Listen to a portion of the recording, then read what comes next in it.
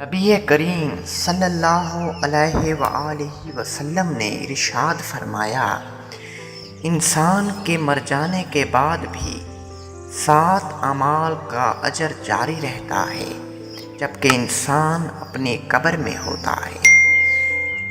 Number 1، کسی کو علم سکھایا ہو۔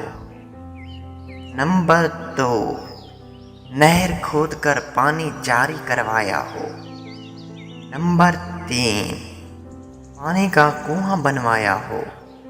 نمبر 4، درخت لگایا ہو۔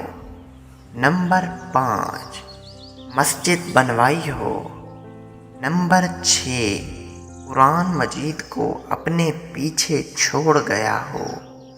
نمبر 7، اپنے پیچھے نیک اولاد چھوڑی ہو۔